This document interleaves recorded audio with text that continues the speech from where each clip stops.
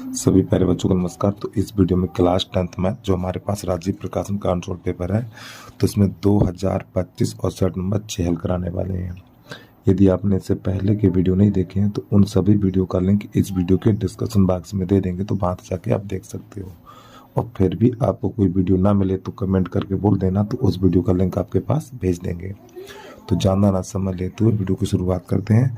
तो प्रश्न नंबर पहला है हमारा, दिया है HCF होता है हमारा मासा, यानी इन दोनों संख्याओं का मासा 9 है और इन दोनों संख्याओं का लासा ज्ञात करना है। तो प्रश्न तो आपने देख लिया, इसे हल कैसे करेंगे देखिएगा आप लोग। तो यहाँ पे जो हमारी संख्याएं दे रखी हैं, एक है हमारी 99 और एक है 153। ठीक, ये दो संख्याएं दे रखी हैं। और प्यारे बच्चों, इसका एक सूत्र होता है हमारा, पहली संख्या गुणा दूसरी संख्या बराबर मासा गुणा लासा। देखो, पहली संख्या गुणा दूसरी संख्या, ठीक है। तो आप हिंदी में भी लिख सकते हो, पहली संख्या गुणा दूसरी संख्या, ऐसे करके।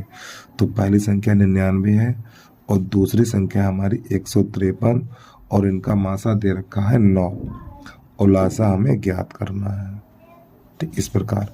तो 9 1 9, 9 1 9, 9 1 9। तो इसका इसमें गुणा करा दीजिए, तो लासा बराबर निकलेगा हमारा 11 3 33 के 3, 11 3 33 के 3 हासिल 3, 11 5 55, 55 और 3 58 हासिल 5, 11 1 11, 11 और 5 16। तो बेटा इसका आंसर निकलेगा 1683। ठीक, इसका ए वाला विकल्प सही हो जाएगा। ठीक, इसके बाद अगला प्रश्न देखिएगा आप। एक थैले में 3 लाल और 2 नीली गेंद हैं। थैले से आदर्श से एक गेंद निकाली गई, उस गेंद के नीले होने की प्रायिकता ज्ञात कीजिए। चलिए समझिएगा इसको। तो यहाँ पे प्रश्न नंबर 2 आपको यहाँ पे लिख लेना है। तो जो नीली गेंदें हैं हमारी, ठीक, पहले लिखो लाल गेंद। लाल गेंद बराबर है हमारे 3 और नीली गेंदें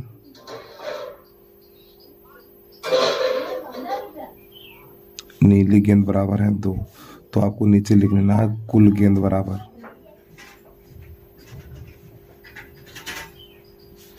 ठीक, 3 और 2 5, ये हमारा कुल परिणाम हो गया।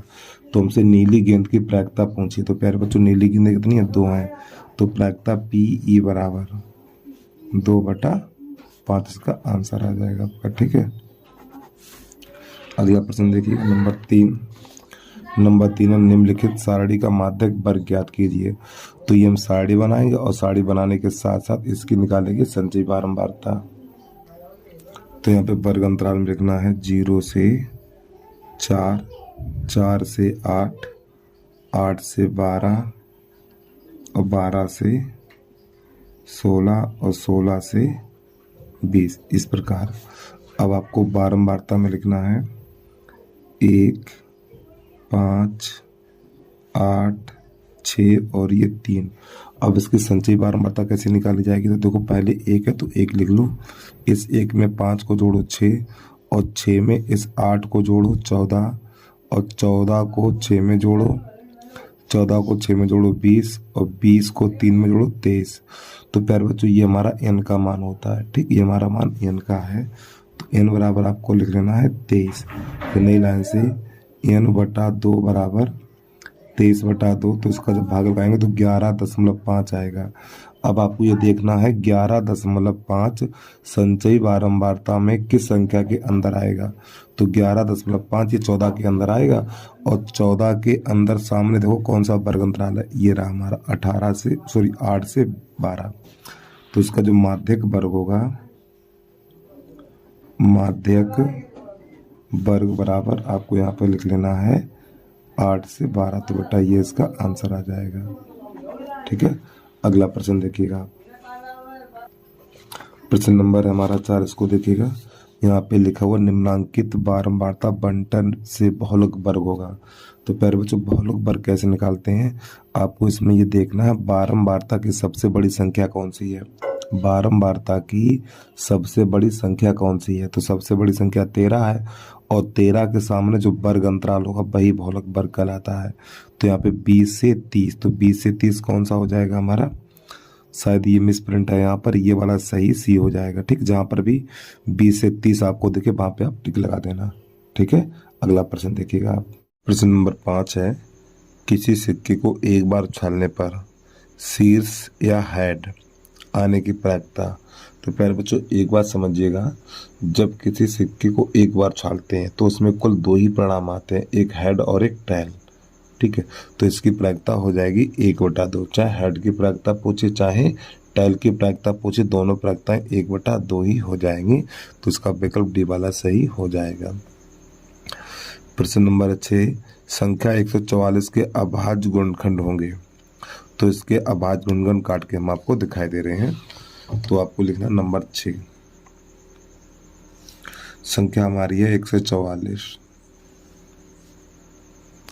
पहले 2 से काटेंगे 72, फिर 2 से काटेंगे 36, फिर 2 से काटेंगे 18, फिर 2 से काटेंगे 9। देखो जिस संख्या में 2 का भाग लगाते हैं वो संख्या आधी हो जाती है। ठीक है, फिर इसमें 3, 3 त्रिका 9, फिर 3 एकन 3। तो आपको लिख देना है 144 बराबर 1 2 3 4, 2 पे घात 4 गुणा 1 2 और 3 पे घात 2। तो ये वाला देख लो विकल्प कहाँ पर है, उसी पे आप टिक लगा दीजिए। तो इसका विकल्प नंबर हमारा हो जाएगा ये वाला सही। अब इसके बाद प्रश्न नंबर 7 है, संख्या 54 और 336 का HCF। प्यारे बच्चों HCF होता है हमारा मासा यानी हाईएस्ट कॉमन फैक्टर। ठीक है, HCF हमारा होता है मासा। तो नंबर 7 लिखिए।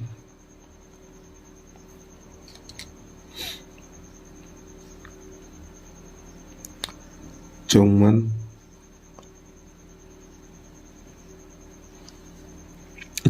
और 336 का लासा ज्ञात करना, सॉरी मासा ज्ञात करना। तो भाग लगा दो।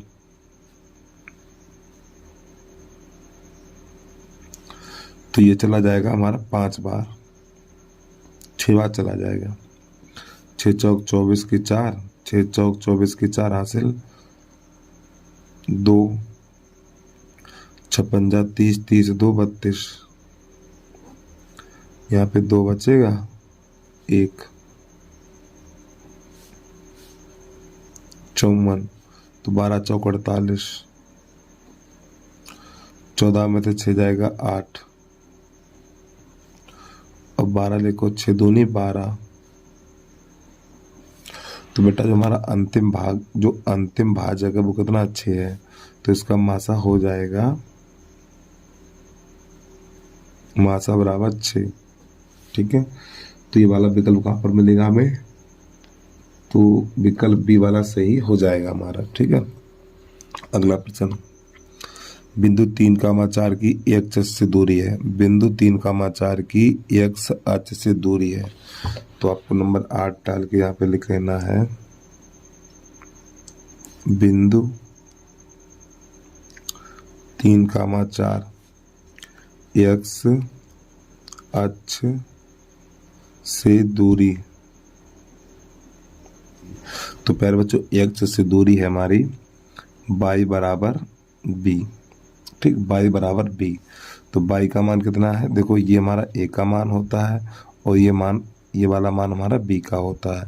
तो b बराबर 4 हो जाएगा, यानी y बराबर 4। ये इसका आंसर आ गया।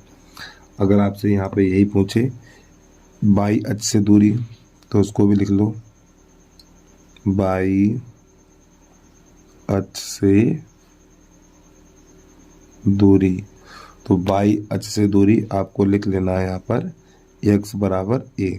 x बराबर a, तो हमारा a का मान कितना 3 है, तो इसका आंसर आप 3 पे टिक लगा देते। ठीक है, लेकिन प्रश्न आपका है x अक्ष से दूरी, x अक्ष से दूरी, तो आपको y बराबर b लिखना है। ये मान हमारा a का होता और ये मान हमारा b का होता, तो y बराबर b आपका हो जाएगा आंसर। ठीक है, अगला प्रश्न देखिएगा आप।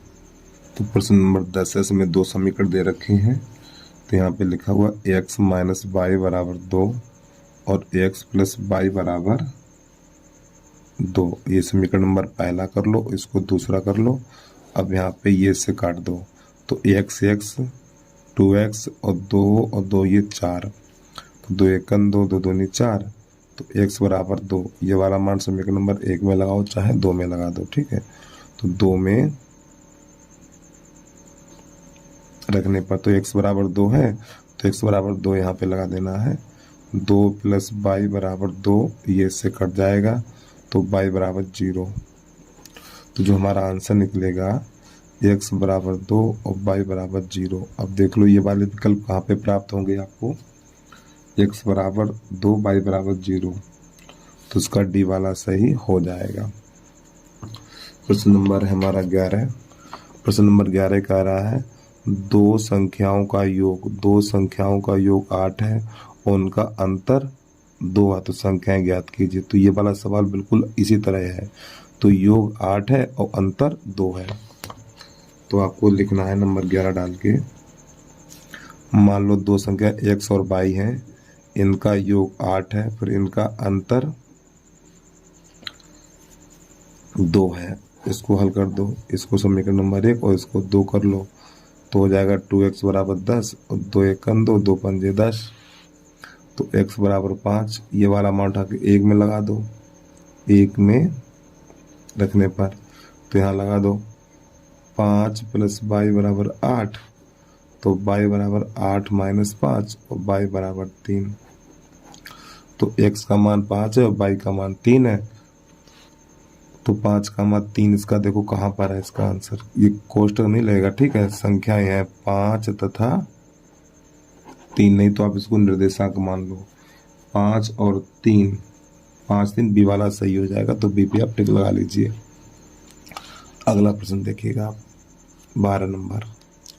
तो प्रश्न नंबर 12 में हमें समांतर जिस श्रेणी दे रखी है 10 7 4 का 20वां पद ज्ञात करना है। तो यहाँ पे लिख लो 12 नंबर AP 10, 7, 4, ठीक। इसका 20वां पद ज्ञात करना है। तो प्यारे बच्चों A बराबर 10 है और D बराबर 4 में से 7 घटा देंगे तो D बराबर -3। तो 20वां पद A 20 बराबर A + 19 D, ये 20वां पद कहलाता हमारा। A का मान 10 है,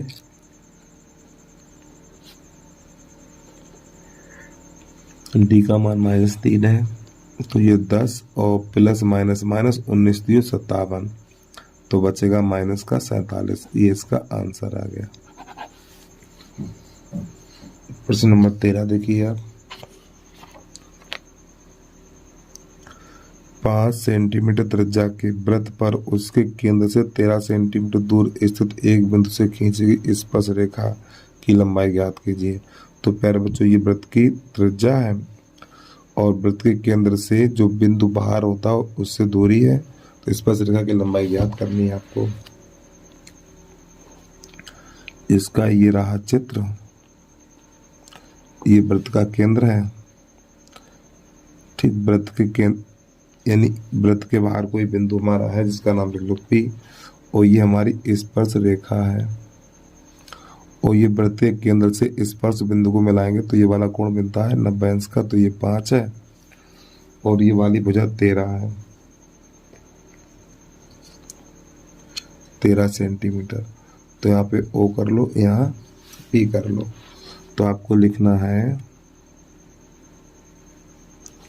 समकोण त्रिभुज OAP में, इसमें पाइथागोरस प्रमेय लगाएंगे तो कर्ण का वर्ग आधार का वर्ग प्लस लंब का वर्ग। तो कर्ण 90 अंश के सामने वाली भुजा कर्ण होती है, 13 का वर्ग। अब इन दोनों में कोई सी आधार कोई सी लंब मान लो, कोई दिक्कत नहीं है। 5 का वर्ग प्लस AP का वर्ग, तो प्यारे बच्चों 169 बराबर ये हो जाएगा 25 और प्लस AP का वर्ग। इस 25 को इधर ले आओ, 169 - 25 बराबर AP का वर्ग। तो AP का वर्ग बराबर हो जाएगा हमारा 144। AP का वर्ग बराबर ये 12 का वर्ग है, तो घात से घात कट जाएगी, तो AP बराबर निकलेगा 12 सेंटीमीटर, ठीक है। तो जो हमारे स्पर्श रेखा की लंबाई है वो 12 सेंटीमीटर है। अगला प्रश्न देखिए आप।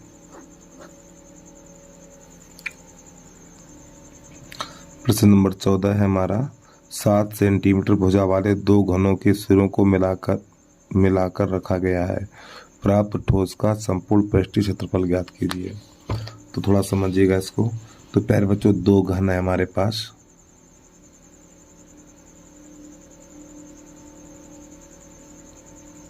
ठीक है। एक घन ये है और दूसरा घन है ये वाला, और ये दोनों घन साइज में बराबर हैं, ठीक। हमारे छोटे बड़े हो गए हैं, लेकिन हम आपसे कह रहे हैं ना, ये दोनों घन आपस में कैसे हैं, बराबर हैं। ये दो घन है। अब प्यारे बच्चों, प्रश्न कह रहा है इसकी भुजा 7 सेंटीमीटर, घन में 12 किनारे होते हैं, ठीक है, और सभी बराबर होते हैं। ये 7 है, ये 7 है, ये 7, सब 7-7 सेंटीमीटर के हैं, ठीक। इसी प्रकार इसमें भी 7-7 के हैं सब, यानी 7-7 सेंटीमीटर के हैं। अब प्रश्न ये कह रहा है इन दोनों घनों को आपस में चिपटा दो। जब इन दोनों घनों को आपस में चिपटाएंगे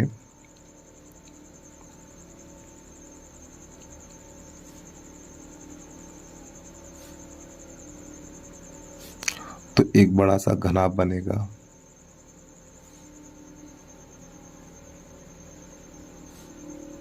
तो उसकी आकृति ये वाली बनेगी। जब इन दोनों घनों को आपस में मिलाएंगे तो ये वाली आकृति बनेगी। तो प्यारे बच्चों, ये वाली भुजा कितनी है, 7 है, तो आपको यहाँ पे 7 लिख देना है।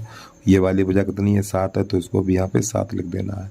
और ये 7 रहेगा, ये 7 रहेगा, ये 7 रहेगा, ये 7 रहेगा। तो जब हम दो घनों को आपस में मिलाते हैं, लंबाई बढ़ती है, ऊंचाई और चौड़ाई में कोई परिवर्तन नहीं होगा। तो आपको यहाँ पे लिख लेना है एल बराबर 7 7 14 सेंटीमीटर और एच बराबर 7 सेंटीमीटर, और जो इसकी चौड़ाई रहेगी बी बराबर 7 सेंटीमीटर रहेगी। तो जब इन दोनों घनों को आपस में मिलाएंगे तो एक घनाभ बनेगा। बेटा क्या बनेगा, घनाभ। और ये दोनों क्या है, ये हमारे घन है। तो आपको लिखना है घनाभ का पृष्ठीय क्षेत्रफल। घनाभ का पृष्ठीय क्षेत्रफल, तो इसका सूत्र होता है 2LB BH और ये HL। तो मान लगा दीजिए 2, L का मान 14 और B का मान 7 प्लस, अब B का मान 7 और H का मान, B का मान 7, H का मान 7 प्लस H का मान 7 और L का मान 14। इसको हल करिए। 2 14 7 98 प्लस 49 और प्लस 98। अब इनको जोड़िए आप। 2 8 8 16 16 9 25, 8 8 16 16 9 25, यहाँ से लगी 2, 9 को 9 9 दूनी 18, 18 4 22 और 22 2 24। अब इसका गुणा करा दीजिए तो हो जाएगा ये 4 और 90 सेंटीमीटर स्क्वायर। 490 विकल्प में कहाँ पर है, उसी पे आप टिक लगा दीजिए। तो ये 490 ए वाला हमारा सही हो जाएगा। प्रश्न नंबर 14 है ये, ये वाला सही है हमारा। प्रश्न नंबर 15 देखिएगा। त्रिज्या 21 सेंटीमीटर वाले एक वृत्त का चाप केंद्र पर 30 अंश का कोण अंतरित करता है, तो चाप की लंबाई ज्ञात करनी है। तो यहाँ पे आपको लिख लेना है प्रश्न नंबर 15। तो प्यारे बच्चों, यहाँ पे R बराबर दे रखा 21 सेंटीमीटर और थीटा बराबर है हमारा 30 अंश। तो यहाँ पे चाप की लंबाई ज्ञात करनी है हमें। चाप की लंबाई पाई R थीटा और बटा 180, ये चाप की लंबाई का सूत्र है। तो पाई का मान लगा देना 22 बटा 7, नीचे निकाल दो, और ये 180, ठीक। आर का मान है हमारा 21 और थीटा का मान है 30। अब इसको थोड़ा हल कर दो। 7 एकन 7, 7 तियां 21, और ये 36 और 18 हो जाएगा हमारा 22 गुणा, नहीं, हाँ 3 त्रिका 9 बन जाएगा ये 90 और बटा 180। तो 90 एकन 90 और 90 दूनी 180, 2 एकन 2, तो ये 11 हो जाएगा। तो आपको लिख देना 11 सेंटीमीटर, ठीक है। तो इसका विकल्प नंबर हमारा सी वाला सही हो जाएगा।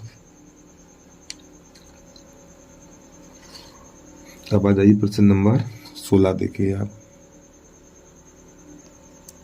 प्रश्न नंबर 16 में दे रखा है tan थीटा बराबर a बटा b, तो इसका मान ज्ञात करना है। तो आपको यहाँ पे लिख लेना है tan थीटा बराबर a बटा b। तो प्यारे बच्चों tan को लिखा जाएगा sin थीटा बटा cos थीटा बराबर a बटा b। अब मेरी बात को ध्यान समझिएगा आप, देखो साइन की जगह पे a लगाना है और cos की जगह पे b, साइन की जगह पे a लगाना है और cos की जगह पे b लगाना है। तो जिसका मान प्राप्त करना है हमें उसको लिख लो b sine theta minus a cos theta बटा b साइन थीटा और प्लस a cos थीटा। अब हमें क्या करना है, इसका मान लगा देना है। b की जगह पे लगाना a, इस b की जगह पे यानी साइन है ना ये, तो साइन की जगह पे लगाना है हमें a। तो यहाँ पे b गुणा a और माइनस a और cos की जगह पे b लगाना तो b बटा साइन की जगह पे लगाना है हमें a, तो b गुणा a और प्लस cos की जगह पे b लगाना है a गुणा b। तो प्यारे बच्चों a b और माइनस a b और बटा हो जाएगा a b और प्लस a b। तो ये से कट जाएगा, तो यहाँ पर बचेगा हमारा 0 बटा 2ab, और 2ab का भाग 0 में लगाएंगे तो इसका आंसर 0 आ जाएगा। तो ये विकल्प नंबर हमें मिल जाएगा, बी वाला हमारा सही हो जाएगा। प्रश्न नंबर 17 इसको देखिएगा। 17 नंबर है हमारा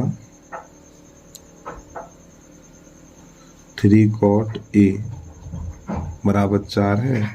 तो हमसे सेक a का मान पूछा है। तो प्यारे बच्चों 3 का भाग लगा दो। जब 3 का भाग लगाएंगे तो ये हो जाएगा हमारा cot a बराबर 4 बटा 3, 4 बटा 3। तो प्यारे बच्चों cot होता है हमारा आधार बटा लंब। तो आधार 4 है और लंब 3 है, तो पाइथागोरस प्रमेय से कर्ण निकालेंगे हम। तो कर्ण का वर्ग बराबर आधार का वर्ग प्लस लंब का वर्ग।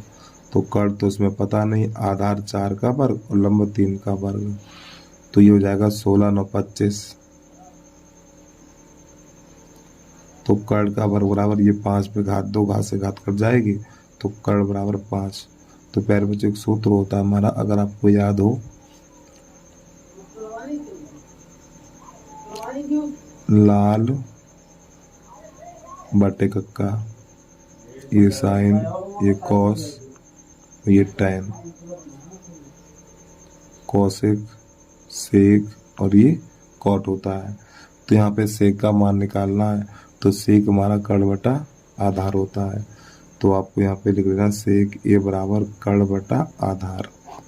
तो प्यारे बच्चों सेक ए का जो मान निकलेगा, कर्ण कितना 5 है और आधार कितना है 4 है, तो 5 बटा 4 इसका आंसर आ जाएगा। तो ये विकल्प कहाँ पर मिलेगा हमें, तो हमारा ये विकल्प डी वाला सही हो जाएगा। ठीक, तो आप डी पे टिक लगा लीजिए। प्रश्न नंबर है 18, उसको देखिए। 18 नंबर है, यदि साइन 2a बराबर √3 बटा 2 है तो ए का मान कितना होगा।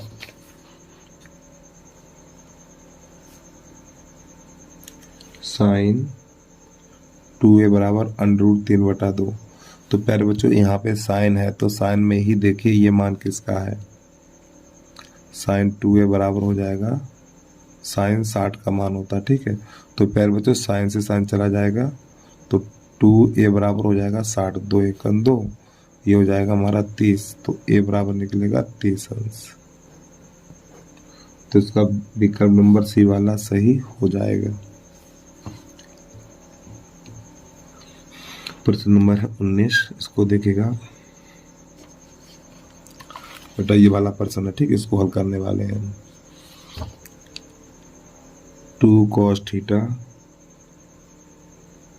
2 cos 3 थीटा है। 2 cos 3 थीटा बराबर 1 है। तो इसमें थीटा का मान ज्ञात करना, तो 2 का भाग लगा दो। cos 3 थीटा बराबर 1/2, cos 3 थीटा बराबर, तो प्यारे बच्चों cos में ही देखो 1/2 किसका होता है, तो 1/2 60 का होता है, cos 60, तो cos चला जाएगा, तो 3 थीटा बराबर 60। अब ये 3 एकम 3 और 3 दूनी 6 20, तो थीटा बराबर 20 निकलेगा। ठीक है, प्रश्न नंबर है 20 हमारा। यहाँ पे कह रहा है त्रिभुज ABC, त्रिभुज ABC के आधार BC के समांतर PQ रेखा खींची गई है। तो प्यारे बच्चों त्रिभुज ABC में BC के समांतर एक रेखा खींची गई PQ। यदि PQ अनुपात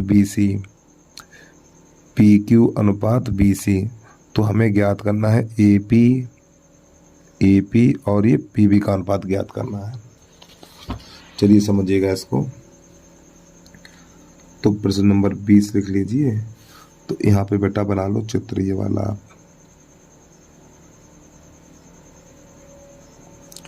यहाँ पे है हमारा A, यहाँ है B और यहाँ है C। ठीक, और ये हमारी एक समांतर रेखा है जिसका नाम है P और ये Q। तो यहाँ पे लिख लो दिया है त्रिभुज ABC में PQ समांतर BC, यानी ये वाली रेखा इसके समांतर या ये वाली रेखा इसके समांतर है। फिर इसके बाद यहाँ पे अनुपात भी दे रखा है PQ बटा BC बराबर है हमारा 1 और ये 3। अब मेरी बात को ध्यान समझिए। तो प्यारे बच्चों PQ का मान कितना 1 है, तो ये वाली भुजा 1 है।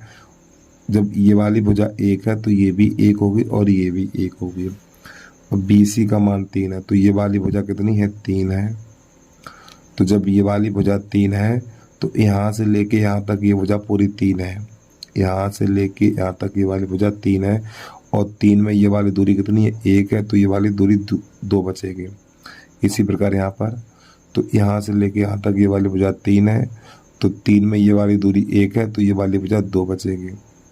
अब हमसे निकालना है इसमें। ठीक, अब यहाँ पे लिख लो क्या ज्ञात करना, इसमें हमें ज्ञात करना है AP बटा BP, ये ज्ञात करना है। तो प्यारे बच्चों AP का मान कितना 1 है, तो आपको यहाँ पे 1 लिख देना है। और BP या PB का मान कितना 2 है, तो 2 लिख दो। और यही हो गया प्रश्न का आंसर हमारा। ठीक है, तो प्रश्न नंबर 1 से लेकर 20 तक होते कंप्लीट। अब प्रश्न नंबर यानी खंड वा और पहले का A देखिएगा आप लोग। तो प्रश्न नंबर है हमारा पहले का A। तो सिद्ध कीजिए कि 4 + √2 एक अपरिमेय संख्या है। तो आपको यहाँ पे लिखना है माना 4 + √2 एक परमेय संख्या है। प्यारे बच्चों जब ये परमेय संख्या है तो परमेय संख्या को P बटा Q के रूप में लिखा जाएगा। तो आपको लिखना है 4 + √2 बराबर P बटा Q। आगे आपको लिखना है जहां P तथा Q सह अभाज्य धनात्मक पूर्णांक है और Q ≠ 0। अब यहाँ पे क्या करेंगे, इस 4 को भेज दो इधर, तो √2 बराबर हो जाएगा P बटा Q और -4। तो Q का इसमें गुणा करेंगे तो √2 बराबर P - 4Q बटा Q। तो इस प्रकार ये प्रश्न हमारा हल हो जाता। अब इसकी हिंदी लिखी जाएगी, आप उस हिंदी को आप देख लीजिए। आपको इसको नीचे हिंदी में लिखना है P - 4Q बटा Q एक परमेय संख्या है, अतः √2 भी एक परमेय संख्या है। परंतु इस तथ्य का विरोधाभास प्राप्त होता है कि √2 एक अपरमेय संख्या है। यह विरोधाभास हमारी कल्पना के कारण हुआ है कि 4 + √2 एक परमेय संख्या है, ठीक है। अतः 4 + √2 एक परमेय संख्या है। तो इस प्रकार के प्रश्नों में आपको ये वाली हिंदी लिख देनी है। अब इसके बाद प्रश्न नंबर पहले का बी देखिएगा आप लोग। तो आपको यहाँ पे लिख लेना है पहले का बी। तो पहले के बी में दे रखा है यदि कोसेक थीटा बराबर 13/5 तो कॉट थीटा का मान कितना होगा। तो आपको यहाँ पे लिख देना है कोसेक थीटा बराबर 13/5। तो प्यारे बच्चों यहाँ पे दोनों पक्षों का वर्ग कर दो, दोनों पक्षों का वर्ग करने पर जब इसके दोनों पक्षों का वर्ग करेंगे तो ये बन जाएगा हमारा कोसेक स्क्वायर थीटा बराबर हो जाएगा 169/25। अब कोसेक स्क्वायर बराबर सूत्र होता है हमारा 1 + कॉट स्क्वायर थीटा बराबर 169/25। इस प्रकार अब यहाँ पे इस एक को उधर भेज दो, कॉट स्क्वायर थीटा बराबर हो जाएगा 169/25 और -1। कॉट स्क्वायर थीटा बराबर 169 - 25/25। अरे भाई इसके नीचे करेंगे, इसका इसमें नीचे का नीचे। तो कॉट स्क्वायर थीटा बराबर यहाँ पे बचेगा 144/25। कॉट स्क्वायर थीटा बराबर इसको लिखेंगे 12/5 पे घात 2, घात से घात कट जाएगी। तो कॉट थीटा बराबर 12/5 निकलेगा। और प्यारे बच्चों इसको आप लाल बटे कक्का से भी पाइथागोरस प्रमेय लगा के कर सकते हो। प्रश्न नंबर सी देखिएगा, पहले का सी। यहाँ पे दे रखा है त्रिज्या 14 सेंटीमीटर त्रिज्या वाले एक वृत्त का त्रिज्यखंड का क्षेत्रफल ज्ञात की जिसका कोण 30 अंश है। तो आर का मान दे रखा है 14 और थीटा का मान है 30 अंश। तो यहाँ पे लिख लो आर बराबर 14 सेंटीमीटर और थीटा बराबर 30 अंश। तो त्रिज्यखंड का क्षेत्रफल, त्रिज्यखंड का क्षेत्रफल, तो सूत्र होता है हमारा पाई आर स्क्वायर थीटा बटा 360। तो पाई का मान लगा दो 22/7 नीचे निकाल दो, ठीक है। और आर का मान है 14 × 14 और थीटा का मान है 30/360। तो 7 × 7 और 7 दूनी 14। अब ये हो जाएगा हमारा, देखो यहाँ पे 0 से 0 कट जाएगा, फिर 3 × 3 और 3 × 3, 3 दूनी 6, फिर 2 से काटो, 2 × 2, 2 × 12, फिर 2 से काटो, 2 × 7 14 और 2 × 3 6। तो जब इसका गुणा करेंगे 22 × 7 154, 154/3 और ये सेंटीमीटर स्क्वायर निकल के आ जाएगा हमारा। और चाहो तो आप इसमें इसका भाग भी लगा सकते हो, ठीक है। 3 का भाग 154 में लगा दो तो जो संख्या प्राप्त हो वही लिख देना, ठीक। और फिलहाल आंसर में यही दे रखा है। अब आ जाइए पहले का डी। तो इस साड़ी में हमें माध्यिका ज्ञात करनी है, ठीक है। तो हमने साड़ी बना ली है। तो यहाँ पे वर्ग अंतराल में लिखना है आपको 0 से 10, 10 से 20, 20 से 30, 30 से 40, 40 से 50 और 50 से 60। अब बारंबारता दे रखी है 5, 8, 20, 15, 7 और ये 5। अब इसके निकाल ली संचयी बारंबारता। तो पहले ये 5 लिख लो, 5 में 8 को जोड़ो 13 और 13 में 20 को जोड़ो 33 और 33 में 15 को जोड़ो। जब 33 में हम 15 को जोड़ेंगे तो हो जाएगा 48 और 48 में 7 को जोड़ो 55 और 55 में 5 को जोड़ो 60। तो प्यारे बच्चों ये वाला जो मान होता है बेटा, ये जो मान होता है ना, ये लास्ट वाला n का मान होता है। तो आपको यहाँ पे लिख लेना n बराबर 60। ठीक है, तो n बराबर 60 लिखने के बाद तो n बटा 2 बराबर 60 बटा 2, तो ये से काटेंगे तो हमारा निकलेगा 30। जब ये 30 निकला है तो आपको यहाँ पे देखना है ये जो 30 है संचयी बारंबारता में किस संख्या के अंदर आएगा। तो बेटा ये 30 जो है ना हमारा, ये वाला 30, ये 30 हमारा आएगा यहाँ पर।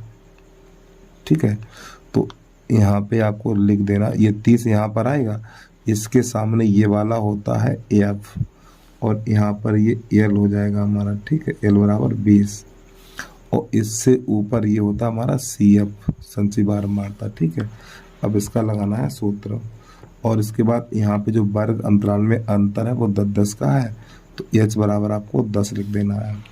तो नई लाइन से लिखना माध्यिका बराबर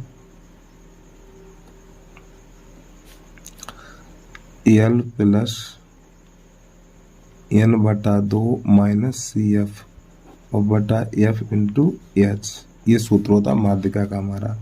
तो एल का मान 20 और प्लस n बटा 2 का मान 30 और माइनस सी एफ का मान है 13 और एफ का मान है 20 इंटू 10, 0 से 0 काट दो तो 20 और प्लस यहाँ पर बचेगा हमारा 7, तो 7 बटा 2 तो हो जाएगा 20 प्लस 2 का भाग 7 में लगाएंगे तो 3.5, 20 और 3 23.5, इसका आंसर आ जाएगा। ठीक है, अगला प्रश्न देखिएगा आप। और प्यारे जो यहाँ पे घटाने में हमने गलती कर दी है, तो यहाँ पे 17 बचेगा। ठीक है, और 2 का भाग 17 में लगाएंगे तो 8.5 बार जाएगा, तो 20 और ये 8 28 हो जाएगा। माफी चाहता हूँ भाई। ठीक है, थोड़ा आप सुधार कर लीजिए आप इसमें। 30 में से 13 घटाएंगे 17 बचेगा, लेकिन मैंने 7 लिख दिया था। अगला प्रश्न देखिए, पहले का ई बिंदु -5, 7 और -1, 3 के मध्य की दूरी कितनी है। तो आपको यहाँ पे लिख लेना है पहले का ई बिंदु -5, 7 तथा -1, 3 इनके बीच की दूरी ज्ञात करनी है। बीच की दूरी बराबर √x1 - x2 का होल वर्ग प्लस y1 - y2 का होल वर्ग। x1 का मान देखो, ये कहलाता है x1 और y1, x2 और ये y2 कहलाता है। तो x1 का मान -5 है और x2 का मान -1 है, तो प्लस का 1 हो जाएगा। y1 का मान 7 और y2 का मान 3 √ तो यहाँ पे -4 का वर्ग, यहाँ पर भी 4 का वर्ग होगा हमारा, तो ये 16 प्लस 16 तो हो जाएगा 32। तो प्यारे बच्चों 32 को लिखा जाता है 16 दूनी 32, तो ये 16 ना √ के अंदर 16, तो 16 को 4 लिखा जाएगा, 4 √2 और पीछे आपको लिख देना है मात्रक। ठीक है, तो ये प्रश्न हमारा हल हो जाता है।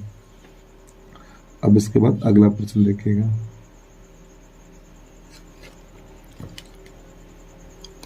पहले का ई और इसके बाद एफ।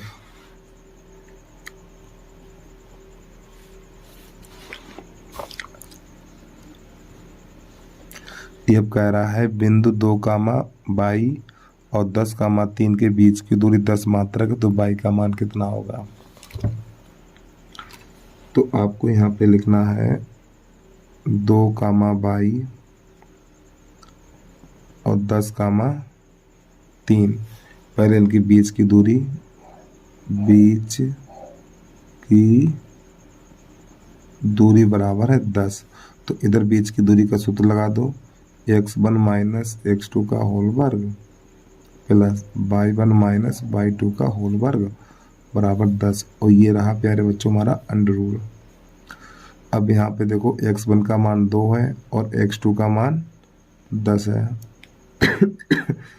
का होल वर्ग प्लस y1 का मान y है और y2 का मान 3 है बराबर 10। तो ये -8 का वर्ग प्लस y -3 का वर्ग बराबर 10। तो हो जाएगा 64। 64 प्लस y -3 का वर्ग बराबर अंडरूट इतना ही रहेगा, ठीक, इधर नहीं आएगा। और देखो जब इधर से अंडू हटेगा तो इधर घात लग जाएगी हमारी, तो 10 पे घात 2 हो जाएगा। तो अब 64 को उधर भेजेंगे तो y -3 पे घात 2 बराबर ये तो हो जाएगा 100 और माइनस का 64। तो y -3 पे घात 2 और बराबर हो जाएगा हमारा 36। ठीक है, अब इधर से घात हटेगी तो इधर अंडरूट लगेगा, तो y -3 बराबर प्लस माइनस अंडररूट 36। अब आपको यहाँ पे साइड में थोड़ा लिखना है, y -3 बराबर प्लस माइनस 6, 36 को 6 लिखा जाएगा। अब इस -3 को उधर भेजो तो y बराबर प्लस -6 और ये प्लस का 3। अब प्यारे बच्चों आपको यहाँ पे लिखना प्लस चिन्ह लेने पर, प्लस चिन्ह लेने पर जब हमें प्लस चिन्ह लेंगे तो ये वाला चिन्ह बदलेगा, ये नहीं बदलेगा। तो y बराबर हो जाएगा 6 + 3, तो y बराबर 9। एक तो आंसर ये निकला हमारा। फिर आपको यहाँ पे लिखना है माइनस चिन्ह लेने पर। जब इसमें माइनस चिन्ह लेंगे तो हमारा हो जाएगा ये y बराबर -6 प्लस का 3, तो y बराबर -3 निकलेगा। तो यही बेटा दो आंसर आ गए हमारे। ठीक है, तो उम्मीद है आपको समझ में आ गया होगा। इसके बाद अगला प्रश्न देखिए आप। प्रश्न नंबर 2 है हमारा, यदि द्विघात बहुपद, देखो किसी 5 ही प्रश्नों को हल करना है, लेकिन मैं प्रत्येक प्रश्न आपको हल करा रहा हूं मैं। यदि द्विघात बहुपद ये दे रखा है का 1 शून्य -3 है तो p का मान ज्ञात कीजिए। चलिए समझिएगा इसको भी।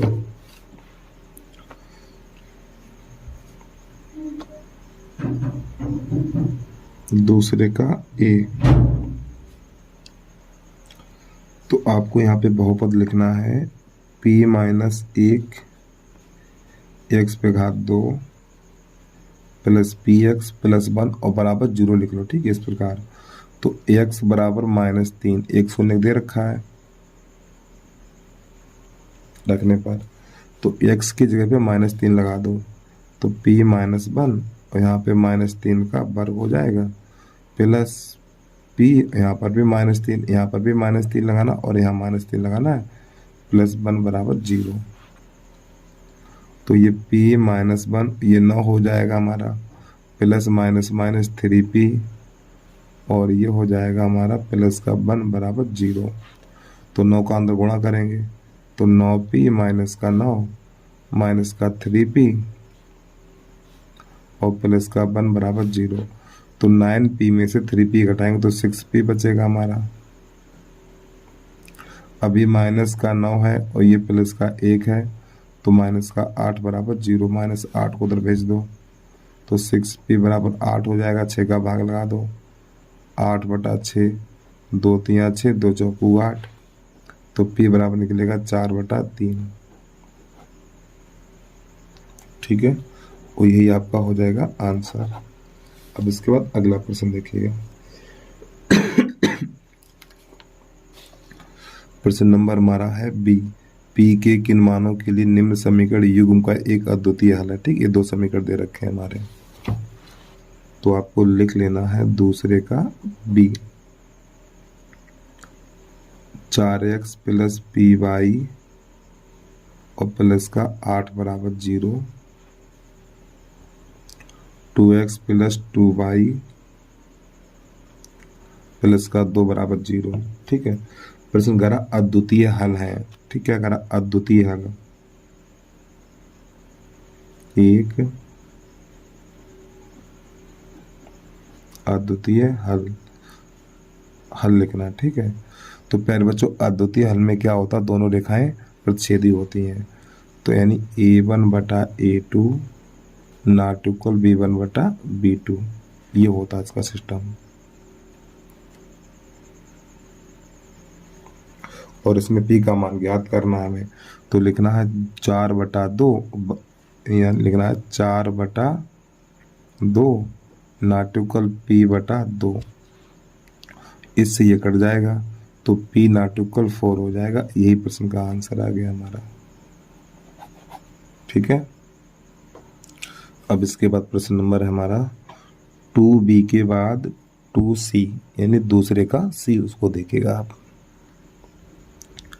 दूसरे का C है, सिद्ध कीजिए कि किसी वृत्त के बहाबिंदु को वृत्त के केंद्र पर मिलाने वाला रेखाखंड उसी बहाबिंदु से खींची गई वृत्त की दो स्पर्श रेखाओं के साथ बराबर कोण बनाता है, ये बताना हमें। चलिए समझिएगा। तो यहाँ पे दूसरे का C लिख लेना है। ठीक है, तो सबसे पहले बनाना आपको एक वृत्त इस प्रकार। अब यहाँ पे ये वृत्त का केंद्र है। अब वृत्त के बाहर कोई बिंदु ले लो। अब यहाँ से खींचो स्पर्श रेखाएं। एक स्पर्श रेखा ये है और एक स्पर्श रेखा ये, आपको पटरी से खींचना है। ठीक है, तो प्यारे बच्चों इसको यहाँ पे A, यहाँ पे P और यहाँ पर B। अब इसको यहाँ से मिलाएंगे और इसको मिलाएंगे यहाँ से। अब यहाँ से जो वृत्त का केंद्र O है ना, वृत्त के केंद्र से P को मिलाएंगे इस प्रकार। तो हमें यहाँ पे सिद्ध करना है कि ये वाला कोण इसके बराबर है, ये सिद्ध करना है। तो सबसे पहले लिखेंगे, दिया है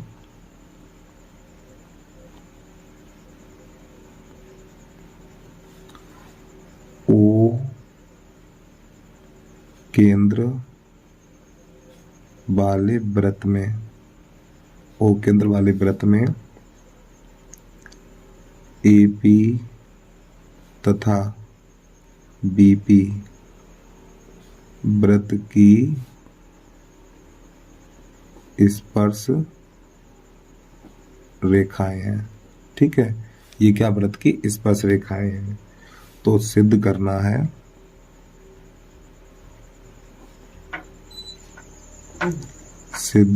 है तो इसमें सिद्ध करना है कोण APO बराबर कोण BPO बेटा, ये सिद्ध करना है इसमें। ठीक है, हमें तो नई लाइन से लिखेंगे, उपपत्ति। पहले इस त्रिभुज का नाम OAP, त्रिभुज OAP तथा त्रिभुज OBP में एक त्रिभुज ये लेंगे और एक त्रिभुज ये लेंगे। जब हम ये वाले दोनों त्रिभुज लेंगे प्यारे बच्चों, तो देखो ये हमारी वृत्त की त्रिज्या है और ये भी हमारी वृत्त की त्रिज्या है। तो आपको लिखना OA बराबर OB। ठीक है, एक ही वृत्त की त्रिज्या। ठीक, एक ही वृत्त की त्रिज्याएं हैं। फिर इसके बाद वृत्त के केंद्र से स्पर्श बिंदु को मिलाते हैं, तो बेटा ये वाला कोण इसके बराबर है। तो आपको लिखना है कोण OAP और बराबर कोण OBP और बराबर 90 अंश। फिर इसके बाद क्या करना, देखो ये हमारी वृत्त की स्पर्श रेखा है, वृत्त की स्पर्श रेखा। अब आपको पता वृत्त की स्पर्श रेखा कैसी होती है, बराबर होती हैं। तो आपको लिख देना AP बराबर AP बराबर BP। ठीक है, एक ही वृत्त की स्पर्श रेखाएं हैं, इसलिए त्रिभुज OAP सर्वांशम त्रिभुज OBP और किसके आधार पे हो जाएगा, 2 भुजाएं और एक कोण SAS के आधार पे। तो प्यारे बच्चों जब ये दोनों त्रिभुज सर्वांशम है तो इसके संगत कोण आपस में बराबर होते हैं। ठीक है, तो आपको नई लाइन से लिख देना है, अतः कोण APO बराबर कोण बी पी ओ आगे लिखना सी पी सी टी के आधार पर। ठीक है, तो इस प्रकार ये प्रश्न हमारा हल हो जाता है। सी पी सी टी का मतलब ये होता है यदि कोई यानी जब दो त्रिभुज सर्वांसम होते हैं तो उसकी संगत भुजाएं और संगत कोण बराबर होते हैं। ठीक है, चलिए इसके बाद अगला प्रश्न देखिएगा आप। प्रश्न नंबर दूसरे का डी है, सिद्ध कीजिए कि एक त्रिभुज की एक भुजा के मध्य बिंदु से होकर दूसरी भुजा के समांतर खींची गई रेखा तीसरी भुजा को समद्विभाजित करती है। तो सबसे पहले बनाना आपको एक त्रिभुज। ठीक है, इस प्रकार आप एक त्रिभुज बना लेंगे और आपको पटरी से ही बनाना बोर्ड की परीक्षा में। यहाँ पे लिख लो ए और यहाँ लिख लो बी और यहाँ लिख लो सी। तो प्यारे बच्चों इस ए बी का मध्य बिंदु हम मानेंगे डी। ठीक, तो मैंने यहाँ पे डी लिख लिया। तो बिंदु डी से बी सी के समांतर खींचेंगे। तो जब जैसे ही बी सी के समांतर खींचेंगे तो ए सी पर एक बिंदु मिलेगा ई। तो यही जो ई बिंदु है ना ए सी को समद्विभाजित करता है, अर्थात ए ई बराबर ए सी निकालना है हमें। तो सबसे पहले यहाँ पे लिखना है दिया है और 2D। ठीक, दूसरे का डी है, दिया है त्रिभुज ए बी सी में ए बी का मध्य बिंदु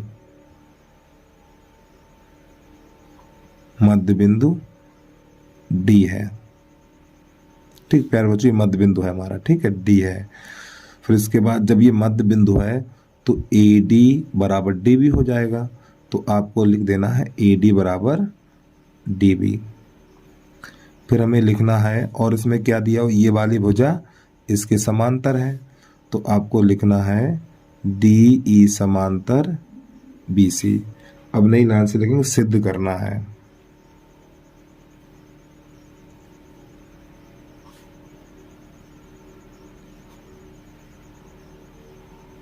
सिद्ध क्या करना है, ए ई बराबर ई सी बटा ये सिद्ध करना है।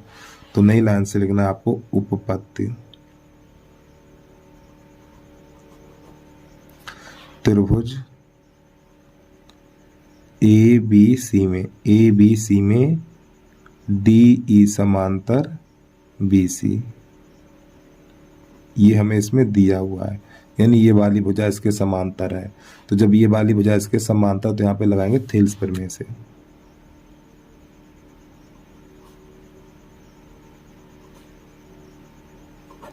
तो आपको लिखना है ए डी बटा डी बी बराबर ए ई बटा ई सी। इस प्रकार अब देखो ए डी बराबर डी बी लगा देंगे। तो यहाँ पे लिख देना है ए डी बराबर डी बी, ए डी बराबर डी बी रखने पर तो ए डी की जगह पे डी बी लगा दो तो हो जाएगा हमारा डी बी बटा डी बी और बराबर ए ई बटा ई सी। तो ये डी बी से डी बी कट जाएगा तो 1/1 ए ई बटा ई सी। अब इसका गुणा इसमें और इसका इसमें, तो ए ई बराबर ई सी, और यही बेटा हमें सिद्ध करना था। ठीक है, तो उम्मीद है आपको समझ में आ गया होगा। अब आ जाइए प्रश्न नंबर अगला। प्रश्न नंबर दूसरे का ई, निम्नलिखित सारणी से माध्य ज्ञात कीजिए।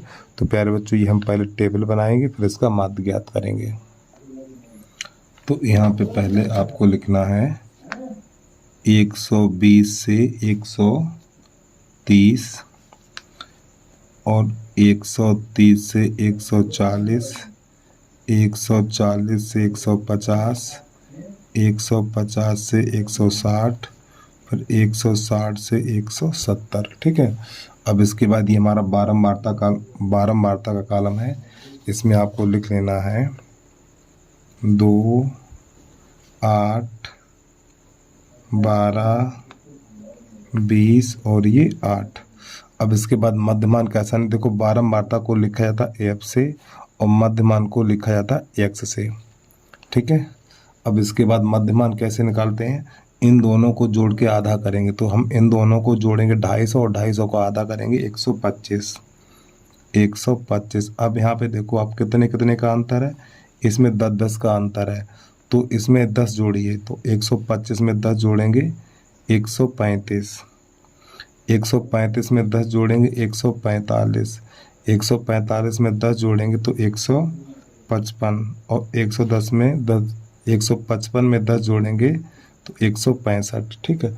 अब प्यारे बच्चों क्या करना है, देखो d बराबर x माइनस ए, तो यहाँ पर ए क्या हमारा कल्पित माध्य होता है, तो ए है, कहाँ से लाएंगे, मध्य मान का बीच वाला मान, मध्य मान का बीच वाला मान कल्पित माध्य कहलाता है। ठीक है, तो यहाँ पे ये हमारा मान हो जाएगा ए का। ठीक है, तो ए यानी ए का मान कितना हो जाएगा, 145 हो जाएगा। अब हमें डी बराबर निकालना है, तो डी बराबर निकालने के लिए पहले ये वाली पूरी लाइन लिख लो आप। यहाँ पे 125, 135, 145, 155 और 165। अब सब में से कल्पित माध्य घटा दो, 145, 145, 145 माइनस 145, पहले बच्चों 145 है। ठीक, हमारा ये 145 माइनस 145, अब ये प्लस माइनस कट जाएगा, तो यहाँ पर बचेगा हमारा 0, तो इसके बराबर लिख लो 0। देखो यहाँ पर बचेगा हमारा माइनस का, जब इसमें से घटाएंगे तो माइनस का 20 बचेगा, तो यहाँ पे माइनस का 20, यहाँ पर माइनस का 10, ये तो 0 हो गया, और यहाँ पर बचेगा हमारा 10, और यहाँ पर बचेगा हमारा प्लस का 20। ठीक है, अब आपको अगला column F into D, F into D यानी अर्थात इन दोनों का गुणा करेंगे। ठीक है, 20 दूनी 40 माइनस का 40। ठीक है, तो ये 8 पन्ना 40, नहीं 8 धाम 80, तो माइनस का 80, इसका इसमें करेंगे 0 हो जाएगा। अब 20 का 10 में करेंगे 200 हो जाएगा हमारा, अब इसका इसमें करेंगे तो 160 हो जाएगा। तो प्यारे बच्चों ये वाली दोनों संख्याएं माइनस की हैं, तो पहले इन दोनों को जोड़िए, माइनस का 120, फिर हम इन दोनों को जोड़ेंगे 360। तो प्यारे बच्चों फिर इन दोनों को आपस में जोड़ेंगे। ठीक है, तो जोड़ेंगे, ये माइनस ये प्लस घट जाएगा, तो आपको इसके नीचे एक लाइन और कर लेनी है इस प्रकार यहाँ पर। तो यहाँ पे इसके जोड़ को बोला जाएगा सिग्मा एफ, तो इसका जोड़ हो जाएगा 50। फिर यहाँ पे आपको लिखना है सिग्मा एफ इंटू डी बराबर एफ इंटू डी, तो इसमें जैसे घटाएंगे तो बचेगा हमारा 240। ठीक है, तो हम आपको बताने वाले विचलन भेद द्वारा माध्य कैसे ज्ञात करते हैं। तो पहले इतना तैयार कर लीजिए आप लोग, फिर इसके नीचे लिख लेना है आपको विचलन विधि द्वारा समांतर माध्य। ठीक, इस प्रकार विचलन के द्वारा समांतर माध्य। तो प्यारे बच्चों इसका सूत्र होता है x बराबर a plus sigma F into D बटा सिग्मा एफ। तो a का मान ये हमारा कल्पित माध्य है, तो a की जगह पे लगा देना है आपको 145, और plus sigma F into D की जगह पे 240, और सिग्मा एफ की जगह पे हमें 50 लगा देना है। अब इसको थोड़ा हल करिए, इससे ये कट जाएगा हमारा, तो 145 प्लस, अब 5 का भाग लगाना है, 5 का भाग लगाना है 24 में, तो 5 चौक 20, 5 चौक 20 दशमलव 4 बच गया, अब 5 अट्ठू 40। अब इन दोनों को जोड़ेंगे, जोड़ने पे मिलेगा 149.8, और बेटा यही प्रश्न का आंसर आ गया। तो उम्मीद है आपको समझ में आ गया होगा।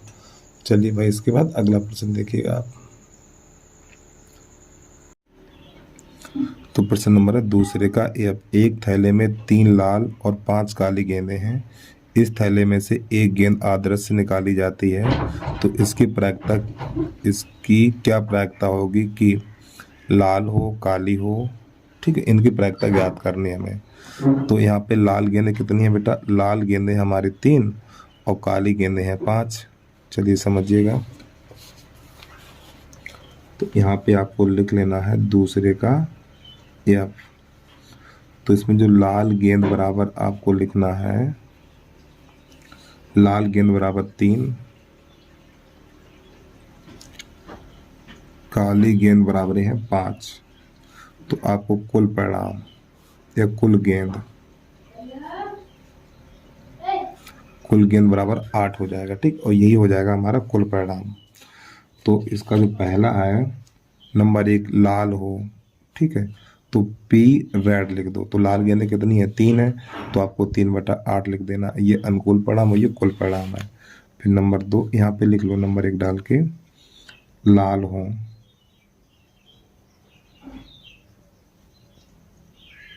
ठीक है, और इसको आपको काले पेन से लिखना है। ठीक है, नंबर 2 डाल के लिखना है काली हूं। ठीक है, तो यहाँ पे लिख देना P ब्लैक बराबर काली कितनी है, 5 है, तो 5/8। तो जो हमारा कुल परिणाम है ये हमेशा नीचे रहेगा, ये हमारा अनुकूल परिणाम होता है, अंश। तो इस प्रकार ये प्रश्न हमारा कंप्लीट हो जाता है। अब आ जाइए प्रश्न नंबर 3 की तरफ। तो प्रश्न नंबर 3 है हमारा, किसी समांतर श्रेणी का प्रथम पद 5, अंतिम पद 45 और सभी पदों का योगफल 400 है, तो पदों की संख्या और सार्वंतर ज्ञात कीजिए। तो यहाँ पे आपको लिखना है प्रथम पद, तो a बराबर लिख लेना है 5, और अंतिम पद an बराबर दे रखा 45। ठीक है, तो प्यारे बच्चों यहाँ पे an की जगह पे लगा देंगे हम, an की जगह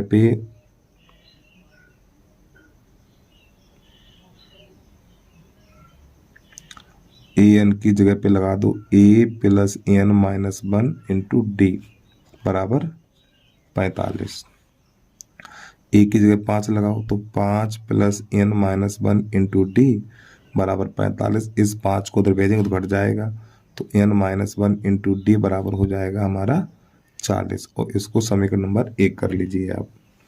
फिर इसके बाद कह रहा है सभी पदों का योगफल 400 है, सभी पदों का योगफल 400 है, तो SN बराबर आपको 400 यहाँ पे लगा देना है। SN बराबर 400, तो SN का सूत्र लगाएंगे हम n/2 2a n/2 a + an बराबर 400। आपको ये वाला सूत्र लगाना है। तो n/2 a का मान 5 है और an का मान 45 दे रखा है, बराबर 400। तो ये हो जाएगा हमारा 50, तो n/2 ये हो जाएगा 50 और बराबर 400। तो इससे ये काटो तो 25 हो जाएगा हमारा। ठीक है, थोड़ा इधर से लिखेंगे हम इसको, तो यहाँ पे हो जाएगा हमारा 25 n बराबर 400। तो यहाँ से 25 एकन 25 और 25 एकन 25, और ये यहाँ पर बचेगा 15, 150 हो जाएगा। तो n बराबर 16, एक में रखने पर जो n बराबर 16, तो यहाँ पे लगा दीजिए n की जगह पे 16। तो आपका हो जाएगा 16 - 1 × d बराबर 40। तो यहाँ पे 15d बराबर 40, 15 का भाग लगा दो, तो d बराबर हो जाएगा 40/15, और 5 से काटो, 5 × 15, 5 × 40, तो d बराबर निकलेगा 8/3। तो इस प्रकार ये प्रश्न हमारा हल हो जाता है। तो प्रश्न नंबर तीसरे का अथवा है, तो इसमें 2 प्रश्न है, तो इन दोनों प्रश्नों में x y का मान ज्ञात करना है। तो पहले लिख लो तीसरे का a, तो यहाँ पे लिखा हुआ है ax + y बराबर 5, इसको समीकरण नंबर 1। फिर यहाँ पे लिखना है 2x - 3y बराबर 4, और ये समीकरण नंबर 2। तो इनको हल करना है। तो प्यारे बच्चों यहाँ पे 1 है, यहाँ पे 3 है, तो 3 गुणा इसमें और 1 का गुणा इसमें, तो 3 गुणा सब में करो, 3x + 3y और बराबर 15। 1 का करेंगे तो 2x - 3y बराबर 4, 1 का गुणा करेंगे तो संख्या हमारी यही रहेंगी, तो ये कट जाएगा, तो ये हो जाएगा हमारा 5x बराबर 19। ठीक है, तो x बराबर 19/5 हो जाएगा हमारा।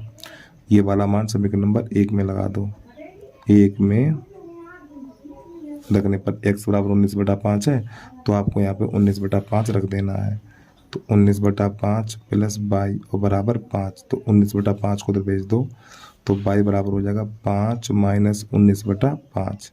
इसके नीचे एक, इसका इसमें, इसका इसमें, तो y बराबर 25 माइनस 19/5 और y बराबर हो जाएगा 6/5। तो पहला हमारा हो जाता है कंप्लीट। ठीक है, अब इसके बाद इसका अगला देखिएगा। x का मान निकला 19/5 और y का मान 6/5। अब इसका तीसरे का b लिख लीजिए आप। तीसरे का b दे रखा है 3x प्लस का 4y बराबर 10। फिर यहाँ पर आपको लिखना 2x माइनस 2y बराबर 2। ये समीकरण नंबर 1 और इसको कर लो 2। तो प्यारे बच्चों यहाँ पे 2 है तो 2 का गुणा इसमें, यहाँ 4 है तो 4 गुणा इसमें। और एक बात, अगर ये दोनों संख्याएं कट जाए तो काट दिया करो, 2 1 2, 2 दूनी 4। अब 1 का गुणा इसमें करो तो संख्या यही रहेगी बराबर 10। अब इसमें 2 का गुणा करेंगे तो 4x माइनस 4y बराबर 4 हो जाएगा हमारा। ठीक है, चिन्ह बदलना है, ये इससे कट जाएगा और ये हो जाएगा हमारा 7x बराबर 14 और 7 1 7, 7 दूनी 14, x बराबर 2। ये वाला मान 1 में रख दो। 1 में रखने पर जो x बराबर 2 है तो यहाँ पे लगा दो, तो आपका हो जाएगा 3 गुणा 2 प्लस का 4y बराबर 10। 3 दूनी 6 प्लस 4y बराबर 10।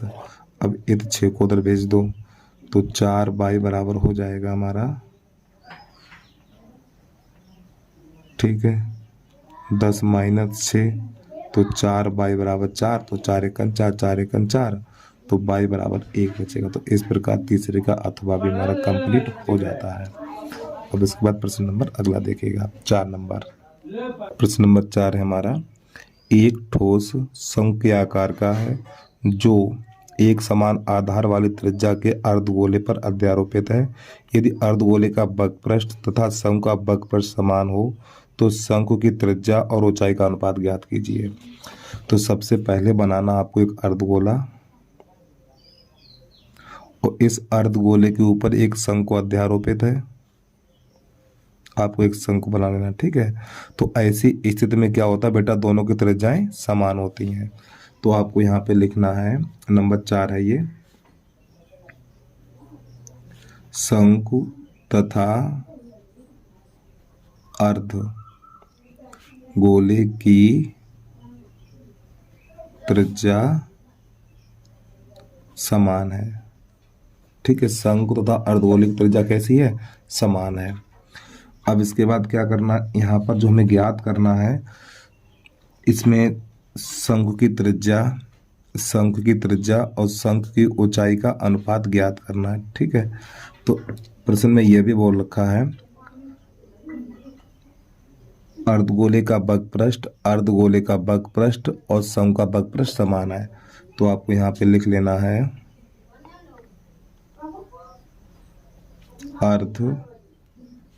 अर्धगोले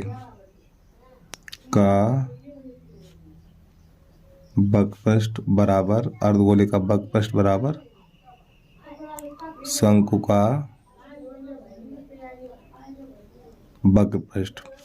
तो अर्धगोले का वक्रपृष्ठ है हमारा, अर्धगोले का वक्रपृष्ठ 2πr² और शंकु का वक्रपृष्ठ πrl।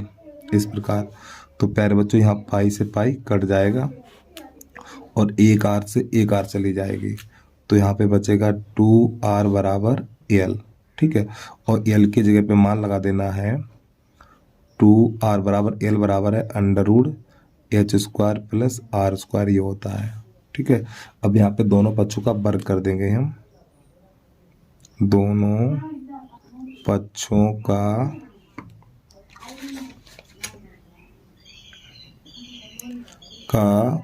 वर्ग करने पर, जब इसके दोनों पक्षों का वर्ग करेंगे तो 2r का होल वर्ग और प्यारे बच्चों इसका अंडर हट जाएगा तो h² बटा r² हो जाएगा। अब यहाँ पे ये हो जाएगा 4r² बराबर h² प्लस r²। ठीक, इतना। अब यहाँ पे क्या करेंगे, इस आर स्क्वायर को उधर भेज दो, तो 4r स्क्वायर माइनस का आर स्क्वायर बराबर एच स्क्वायर, इस प्रकार। अब यहाँ पे बचेगा 3r स्क्वायर बराबर एच स्क्वायर, इतना। तो प्यारे बच्चों यहाँ पे गुणा 1 कर सकते हैं, तो गुणा वाली चीज़ भाग में जाती है, तो ये 3 जाएगा 1 के नीचे और ये एच आएगा इसके नीचे, तो आर स्क्वायर बटा एच स्क्वायर बराबर हो जाएगा 1/3, इस प्रकार। तो इसको लिखेंगे आर बटा एच पे घात 2 बराबर 1/3, इधर से घात हटेगी तो अंडर लग जाएगा, तो आर बराबर वो आर बटा एच बराबर हो जाएगा 1/3, और ये रहेगा पूरे पे अंडर, और एक पे अंडर लगाएंगे नहीं, तो आर बटा एच बराबर हो जाएगा 1/3। तो बेटा ये इसका आंसर आ गया। ये आप इसको लिख सकते हैं यहाँ पर आर बटा एच बराबर 1/3। ठीक है, तो इस प्रकार ये प्रश्न हमारा हल हो जाता है। अब इसके बाद प्रश्न नंबर चौथे का अथवा देखिएगा। प्रश्न नंबर चौथे का अथवा है हमारा 2.4 सेंटीमीटर ऊंचाई और 1.4 सेंटीमीटर व्यास वाले ठोस बेलन से इसी ऊंचाई और इसी व्यास का एक शंक्वाकार खोल काट दिया जाता है। शेष बचे ठोस का निकटतम वर्ग सेंटीमीटर तक कुल पृष्ठीय क्षेत्रफल ज्ञात कीजिए। चलिए समझिएगा। तो सबसे पहले बनाना है प्यारे बच्चों आपको एक बेलन, इस प्रकार। ठीक है, ये बेलन का आधार है और ये बिल्कुल ठोस है।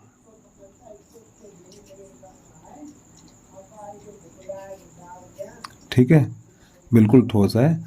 अब यहाँ से ये ऊपर वाला भाग है तो ये भी ठोस है, लेकिन ऊपर से बेटा क्या हुआ, इसमें शंक्वाकार एक गड्ढा खोद दिया, इस प्रकार ये। तो यहाँ पे ऐसे स्थिति में क्या, दोनों की ऊंचाइयां समान है। तो सबसे पहले आपको लिखना है यहाँ पर शंकु तथा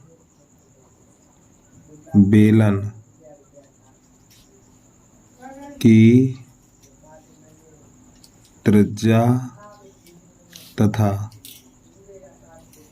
ऊंचाई समान है। ठीक, दोनों की त्रिज्या और ऊंचाई समान है। तो यहाँ पे जो ऊंचाई दे रखी है एच बराबर, यहाँ पे आप लिख लो 2.4 सेंटीमीटर, और इसका जो व्यास है 2r बराबर है हमारा 1.4 सेंटीमीटर। तो ये 2 एकम 2, 2 सत्ते 14, 0.7, तो r बराबर 0.7 सेंटीमीटर। अब प्यारे बच्चों इसकी निकालेंगे त्रिज्यक ऊंचाई शंकु की। तो आपको शंकु की त्रिज्यक ऊंचाई निकालने के लिए सूत्र लगाना पड़ेगा L बराबर √h square plus r square. तो एच आर का यहाँ पे मान लगा देंगे हम। √h का मान है हमारा 2.4 का वर्ग प्लस r का मान है 0.7 का वर्ग। तो 24 का वर्ग होता है हमारा 576, और दशमलव से पीछे 1 अंक है तो यहाँ पे 2 अंक हो जाएंगे, प्लस 7 का वर्ग 49, तो यहाँ पर भी 2 अंक हो जाएंगे, आगे जरूर लगा देना आपको। अब इन दोनों को जोड़िए, √9 6 15 की 5 हासिल 1, 7 4 11 और 1 12 हासिल 1, ये 625, और 625 हमारा 25 का वर्ग होता है। तो एल बराबर लिखा जाएगा 2.5 सेंटीमीटर। ठीक है, अब आपको यहाँ पे लिखना है ठोस का पृष्ठीय क्षेत्रफल। ठोस का पृष्ठीय क्षेत्रफल। तो देखो सबसे पहले इसमें क्या आएगा, ये बेलन आएगा, तो बेलन का बगपृष्ठ, 2πr/h। अब इसके बाद ये जो नीचे वाला भाग वृत्ताकार है ये हमारा, ठीक, इसका क्षेत्रफल, तो वृत्त का क्षेत्रफल πr स्क्वायर और प्लस शंकु का बगपृष्ठ πrl। ठीक है, तो इन तीनों में क्या होगा, πr कॉमन लेंगे हम। तो जब πr कॉमन लेंगे तो यहाँ पर बचेगा 2h प्लस 1r बचेगा, यहाँ पे πr चला गया तो यहाँ पे l बचा हुआ है। मान लगा दीजिए, पाई का मान 22/7 और r का मान है 0.7, 2 गुणा h का मान है हमारा 2.4 और प्लस r का मान है 0.7 और प्लस का l का मान है 2.5। अब इसको थोड़ा हल करिए, तो ये 7 से 7 कट जाएगा तो 0.1 बचेगा। तो 22 एकन 22 तो 2.2 बन जाएगा हमारा। 24 दूनी 48 4.8 प्लस इन दोनों को जोड़ेंगे 7 5 12 कि 2 हासिल 1 ये 302 बन जाएगा, वो सॉरी 3.2 बन जाएगा। 7 5 12 के 2 हासिल 1 2 और 1 3 हो जाएगा। अब इनको जोड़ेंगे तो 2.2 तो ये बन जाएगा हमारा 8 और 2 8 2 10 की 0 हासिल 1 7 और 1 8 7 3 4 3 7 और 1 8 तो बेटा इसका जो जोड़ होगा 8 हो जाएगा। अब इसमें 8 गुणा कर देंगे हम। 8 दूनी 16 8 दूनी 16 की 6 से लेकर 8 दूनी 16 1 17। अब यहाँ पे देखो दशमलव से और ये 0 लगाना चाहो तो लगा दो आप। अब दशमलव से पीछे 2 अंक हो गए, 1 अंक ये और 1 अंक ये, तो ऐसे करके। अब प्यारे बच्चों यहाँ पे जो आंसर है 17.6 सेंटीमीटर स्क्वायर है, ठीक है। लेकिन जो आपका अनसोल्ड में दे रखा है वहाँ पे 18 दे रखा है, ठीक है। लेकिन आपका यही आंसर पूरा राइट सही होगा, ठीक है। तो इस प्रकार ये प्रश्न हमारा हल हो जाता है। तो वो 18 दे रखा, लगभग में दे रखा। अगर आप 18 करना चाहते हो तो यहाँ पे कर दो, या करके 18 सेंटीमीटर स्क्वायर यहाँ पे लिख देना लगभग, ठीक। तो आपको लगभग शब्द जोड़ना पड़ेगा, ठीक है। तो 18 सेंटीमीटर स्क्वायर, क्योंकि ये संख्या 5 से बड़ी है तो इसको यहाँ पे 18 हम कर सकते हैं। चलिए प्रश्न नंबर 5 देखिएगा आप लोग। प्रश्न नंबर 5 है हमारा, भूमि पर स्थित बिंदु X से ऊर्ध्वाधर टावर PQ के शीर्ष Q का उन्नयन कोण 60 अंश है। यदि बिंदु X से 40 मीटर की ऊंचाई पर स्थित बिंदु Y से Q का उन्नयन कोण 45 अंश है तो टावर PQ की ऊंचाई तथा दूरी PX ज्ञात कीजिए। चलिए समझिएगा इसको। तो सबसे पहले आपको बनाना एक क्षैतिज रेखा, ठीक, ये वाली। फिर यहाँ पे x लिखेंगे और यहाँ पे लिखेंगे P। तो बिंदु P से एक हमारा ऊर्ध्वाधर टावर है जिसका शीर्ष Q है, ठीक है। अब इसको यहाँ से मिलाना तो इसका कोण बनेगा 60 अंश का, तो ये वाला 60 हो गया।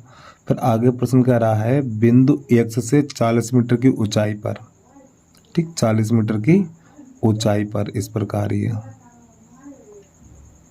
40 मीटर की ऊंचाई पर यहाँ पे बिंदु है Y, तो यहाँ पे Y लिख लो। अब इसको यहाँ से ऐसे मिलाओ तो बेटा जो ये वाला कोण बना है 45 का बना है, इस प्रकार। तो ये वाला हो जाएगा 45 का। तो हमें ये वाली दूरी ज्ञात करनी है, तो इस वाली दूरी को कर ले हम x, और ये वाली दूरी बेटा हमारी 40 मीटर है। जब प्यारे बच्चों ये 40 है तो ये भी 40 होगी, और ये वाली दूरी कर लो h, तो यहाँ पे नाम लिख लो a। ये वाली दूरी जब मैंने x मानी है तो ये वाली भी दूरी हमारी x होगी। तो चित्र बनके हो जाता है तैयार। तो इसमें हमें क्या क्या ज्ञात करना है, px की यानी x का मान ज्ञात करना है, फिर टावर pq की ऊंचाई ज्ञात करनी है। तो यहाँ पे लिखेंगे सबसे पहले माना PQ एक ऊर्ध्वाधर टावर है,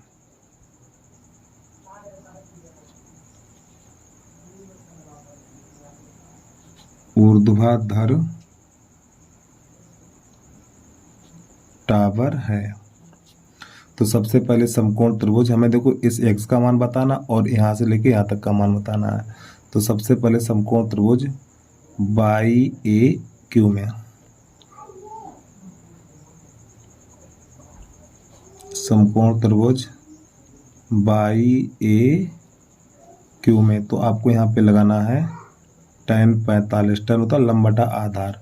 तो इस वाले त्रिभुज में ये वाली भुजा लंब और ये आधार, तो h बटा x, tan 45 का मान 1 तो h बटा x। तो यहाँ पे गुणा करेंगे इसका इसमें इसका इसमें, तो h बराबर x हो जाएगा हमारा, ठीक है। अब इसके बाद समकोण त्रिभुज XPQ में, तो आपको लिखना है यहाँ पे समकोण त्रिभुज XPQ में, तो आपको यहाँ पे लिखना है tan 60 h प्लस 40 और बटा x। और tan 60 का मान है √3 h प्लस 40 और बटा x का मान कितना है, हम x की जगह पे सॉरी क्या कर दिया मैंने, हाँ तो सही, x की जगह पे h लगा दो, तो यहाँ पे h लगा दो, इसके नीचे 1, इसका इसमें गुणा करो तो √3h बराबर हो जाएगा h प्लस 40। अब प्यारे बच्चों यहाँ पे क्या करेंगे, इसी h को उधर लाओ, तो जब इसी h को उधर लाएंगे तो √3h माइनस का h बराबर 40, यहाँ से h का मान ले लो, तो √3 माइनस 1 बराबर 40, इसका भाग लगाओ तो h बराबर हो जाएगा हमारा 40 बटा √3 माइनस 1। अब यहाँ पे हर का परमेकड़ करना है, तो √3 प्लस 1 और √3 प्लस 1, तो h बराबर हो जाएगा 40 √3 प्लस 1 बटा, अब ये एक बार प्लस एक बार माइनस है, तो माइनस वाली संख्या लिख के घात 2 लगा दो, तो 40 √3 प्लस 1 और बटा ये 3 माइनस 1, थोड़ा और इसको आगे बढ़ाएंगे, 40 √3 प्लस 1 और बटा 2 बचेगा, इससे ये कट जाएगा, तो 20 प्राप्त होगा हमें। तो h बराबर 20 √3 और प्लस 1, इस प्रकार। तो प्यार बच्चों ये वाला मान चाहो तो आप देखो यहाँ पे ये दोनों मान कैसे बराबर हैं, ठीक, देखो यहाँ पे h बराबर x है, तो आप यहाँ पे क्या कर सकते हो, x बराबर h रख दो, h बराबर x रखने पर यानी h की जगह पे हम x लगा देंगे, तो थोड़ा यहाँ से लिखेंगे। अब हम ये वीडियो रोक के आराम से नोट कर लीजिए आप, ठीक है, थोड़ा ऊपर की तरफ बढ़ रहे हैं, तो हम इसकी जगह पे क्या करेंगे, इस h की जगह पे x लगा देंगे, तो यहाँ से हमें लिखना है x बराबर 20 √3 प्लस 1 मीटर, ठीक, इतना। तो एक तो आंसर बेटा हमारा ये निकला है। अब क्या करना है हमें, तो टावर P की ऊंचाई ज्ञात करनी है, तो यहाँ पे लिखना है टावर PQ की ऊंचाई, तो आपको यहाँ पे PQ बराबर लिखना है, ये कितनी है, 40 प्लस h है, तो आपको लिख देना है 40 प्लस h, तो 40 प्लस, और प्यारे बच्चों h का मान हमारा यही रहेगा, तो यहाँ पे आपको लिख देना है 20 √3 प्लस 1। अब यहाँ पे 20 का अंदर गुणा कर दो, 40 प्लस 20 √3 और प्लस 20 एकन 20, तो ये दोनों जुड़ जाएंगे 60 हो जाएगा, तो 20 √3 और प्लस 60 हो जाएगा।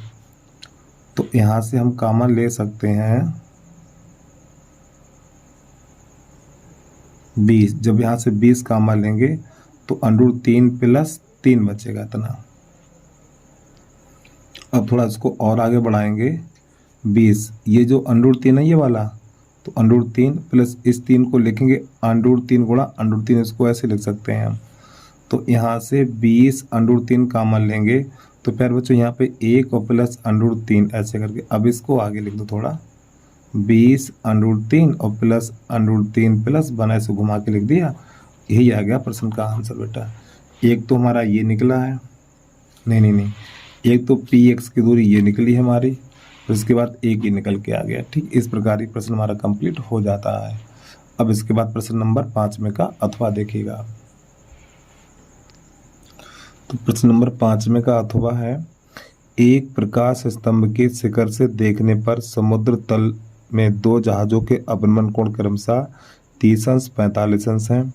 यदि प्रकाश स्तंभ के एक ही और एक जहाज दूसरे जहाज के ठीक पीछे 50 मीटर की दूरी पर हो, तो समुद्र तल से प्रकाश स्तंभ की ऊंचाई ज्ञात कीजिए।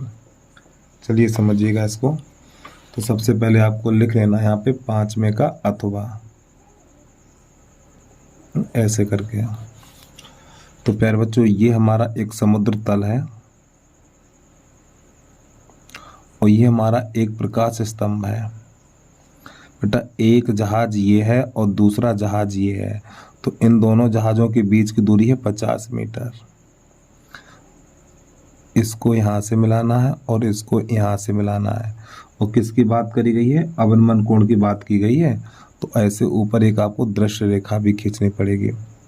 तो प्यारे बच्चों ये वाला कोण है हमारा 60 अंश का और ये वाला कोण है हमारा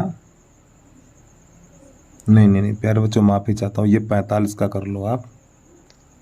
तो ये वाला हो जाएगा 45 का और ये वाला हो जाएगा 30 का। तो प्यारे बच्चों यहाँ पे ए बी सी और ये डी और ये ई, यहाँ पर भी एरो का चिन्ह लगा लो, ठीक है।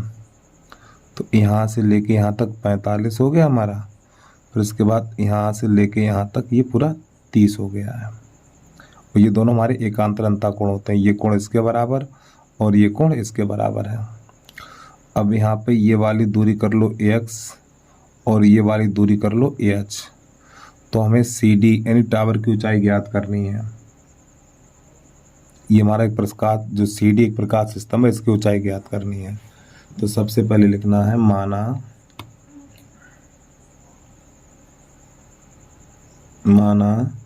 CD एक प्रकाश स्तंभ है, ठीक है। तो आपको समकोण त्रिभुज BCD में समकोण त्रिभुज BCD में तो आपको यहाँ पे लिख देना है tan 45 BCD, ये वाला त्रिभुज लिया है H बटा X, tan 45 का मान 1 और H बटा X, इसका इसमें इसका इसमें। तो बच्चों यहाँ पे निकलेगा X बराबर निकलेगा AH, ठीक है। अब लेना है समकोण त्रिभुज ACD में।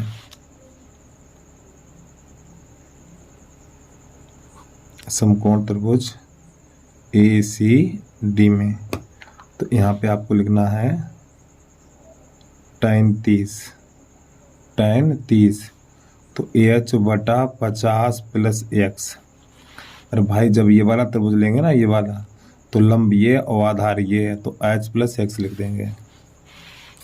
और tan 30 का मान 1 बटा √3 बराबर AH बटा 50 और इस X की जगह पे H लगा दो प्लस AH, गुणा करो इसका इसमें इसका इसमें। तो √3 AH बराबर हो जाएगा 50 प्लस AH और इस H को लिया उधर, तो √3 H बराबर हो जाएगा हमारा, इस H को उधर लाएंगे तो ये माइनस का H हो जाएगा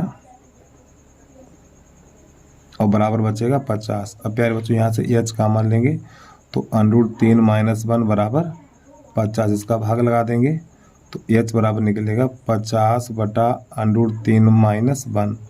अब यहाँ पे हर का परमेकरण करेंगे तो √3 + 1 और √3 + 1, तो H बराबर 50 √3 + 1 और ये एक बार प्लस एक बार माइनस करेंगे, 3 में से घटा देंगे तो 2 बचेगा, तो 2 × 2 और ये 25। तो आपको यहाँ पे लिखना H बराबर 25 √3 + 1 और लास्ट में लिख देना मीटर, और यही आ जाएगा प्रश्न का आंसर हमारा, ठीक है।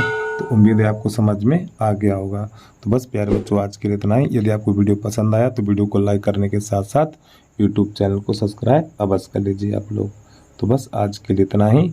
जय हिंद, जय भारत।